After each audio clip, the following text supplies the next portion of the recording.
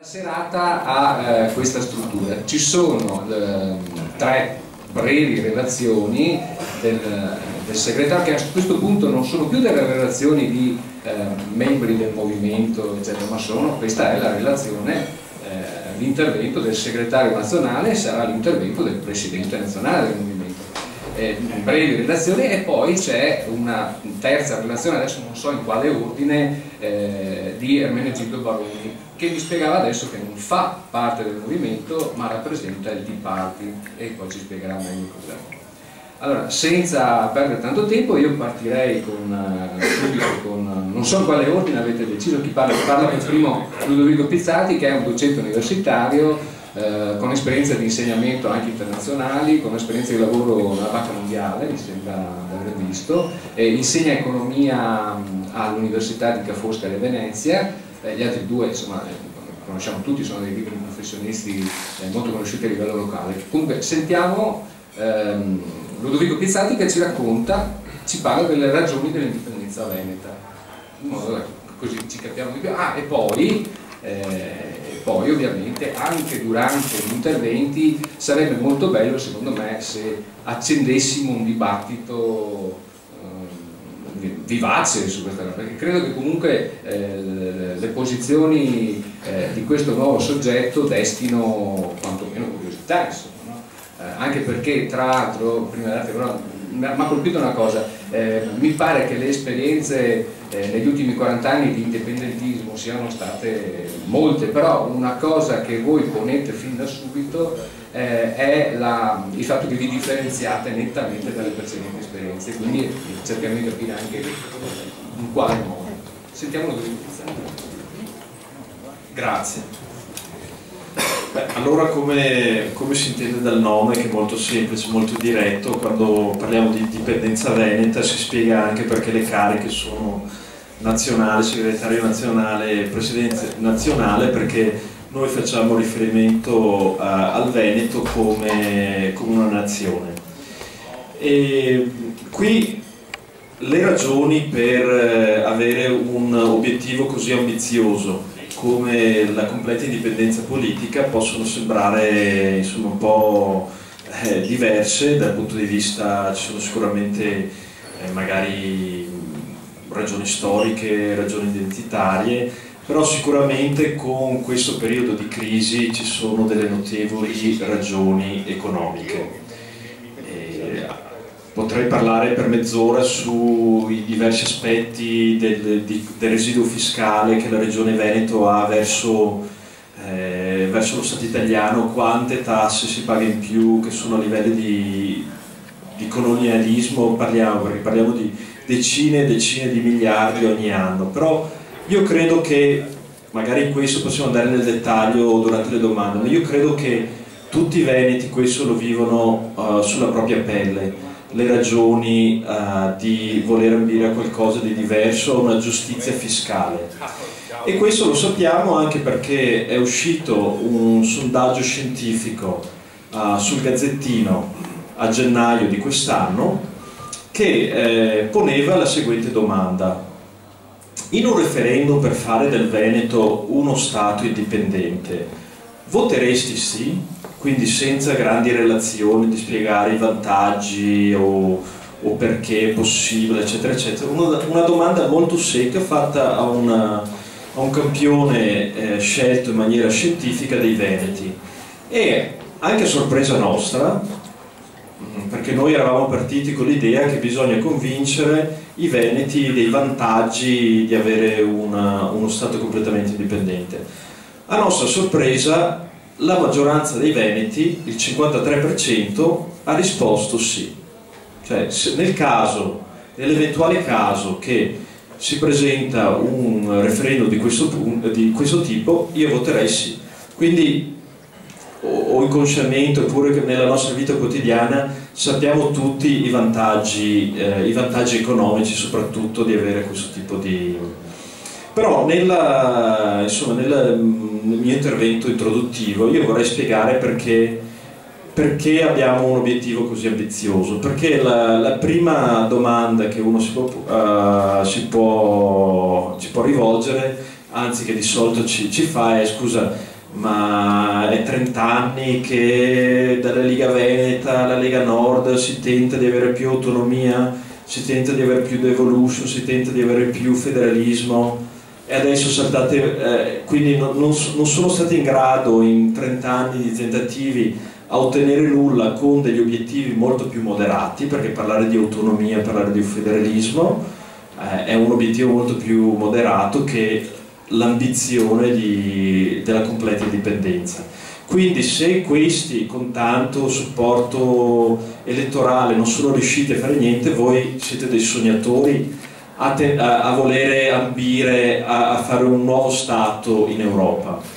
Ecco, quindi io ci tengo da spiegare perché Indipendenza Veneta è completamente diverso da qualsiasi altro progetto politico visto finora.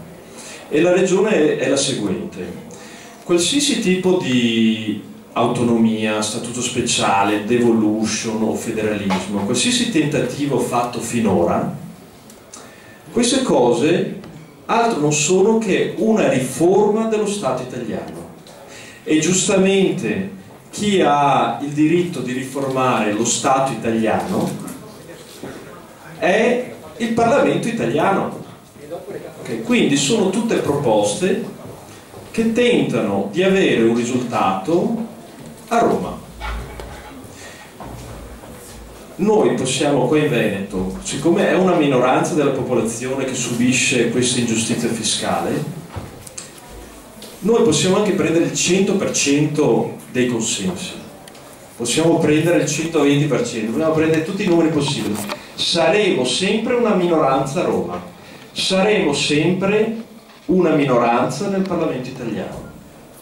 Quindi questo è un dato di fatto che è matematicamente impossibile, che non avrai mai una maggioranza di parlamentari italiani, perché in un sistema democratico votano anche i parlamentari calabresi, campani, della Basilicata e della Sicilia. Non avrai mai una maggioranza di parlamentari che votano contro i propri interessi, magari non contro gli interessi della propria popolazione, contro i propri interessi, perché qua qualsiasi tipo di autonomia, di statuto speciale, di federalismo per il Veneto, il federalismo è quello vero, vuol dire rinunciare a decine di miliardi di risorse, a decine di miliardi dei nostri soldi. Quindi una maggioranza del Parlamento italiano tiene il controllo dei nostri soldi, perché noi versiamo miliardi e miliardi e miliardi in più di quanto riceviamo di servizio pubblico. Neanche le colonie africane ricevevano un trattamento simile. Queste sono le dimensioni di questa ingiustizia che subiamo. Allora noi abbiamo fatto un ragionamento molto semplice: ma com'è possibile, se è matematicamente impossibile avere una soluzione nel Parlamento romano, allora non c'è via di scampo, non c'è via di uscita democratica. E invece no. E invece no, perché? Perché se guardiamo al di fuori, se spegniamo il telegiornale e guardiamo cosa succede in giro per il mondo, vediamo che continuano a nascere nuovi stati in maniera democratica, in maniera civile, con un sistema elettorale. Pensiamo che nel dopoguerra c'erano 70 stati al mondo, oggi ce ne sono 200, sono passati 60-70 anni. Sì, c'è stata qualche guerra civile, ma nella stragrande maggioranza dei casi si parla di un processo democratico. E come mai? Beh, esiste un diritto di autodeterminazione che viene applicato, che non occorre fare un percorso trentennale, andare a Roma, fare alleanze con questo, con quello, rassicurare il proprio elettorale che ci vuole pazienza. No, i paesi che hanno avuto un obiettivo molto più ambizioso dell'autonomia, molto più ambizioso, perché la completa indipendenza politica è molto più ambizioso, questi lo hanno ottenuto in maniera estremamente veloce.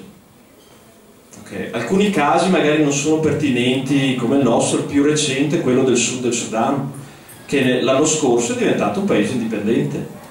In Europa la Groenlandia, pochi lo sanno, è diventato un paese indipendente. Il Montenegro è diventato un paese indipendente nel 2006, non con le guerre nei Balcani, è diventato nel 2006 con un referendum. Ed è Quello che noi stiamo proponendo è lo stesso identico percorso che sta facendo la Scozia, che farà un referendum per la completa indipendenza politica nel 2014. La Scozia è un caso molto simile a quello del Veneto.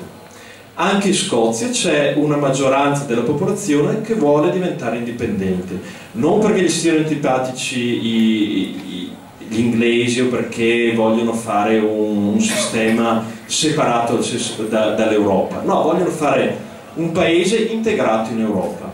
Però c'è una maggioranza della popolazione che voterebbe sì a questo referendum, come c'è in Veneto, dato questo sondaggio fatto dal Gazzettino. La differenza è che in Scozia c'è un'organizzazione politica, cioè questa volontà popolare è organizzata con un movimento politico che sta portando avanti in maniera unilaterale questo referendum. Quindi, per concludere il mio intervento introduttivo, da una parte hai 30 anni di delusioni, di obiettivi moderati, autonomia, statuto speciale, federalismo, obiettivi moderati ma impossibili. Impossibili perché tentavano una soluzione nel Parlamento italiano, cioè sarai sempre una minoranza.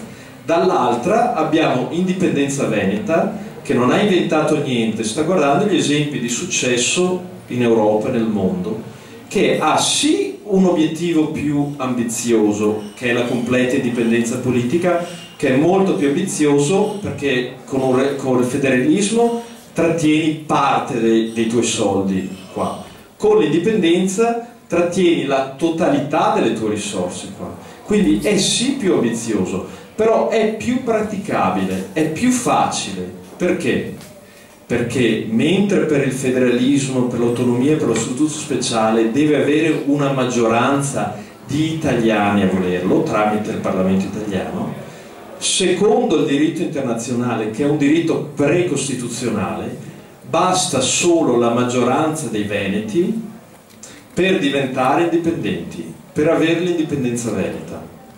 Quello che ci differenzia dalla Scozia, che diventerà indipendente nel 2014, è semplicemente che il loro movimento Indipendenza Veneta ha già raggiunto il consenso popolare. Quello che dobbiamo fare è organizzarci come veneti per questo obiettivo. Dopo lascio alle domande spiegare meglio perché ci conviene e perché questo è un percorso fattibile. Intanto ringrazio, spero di aver almeno suscitato un po' di curiosità. Grazie.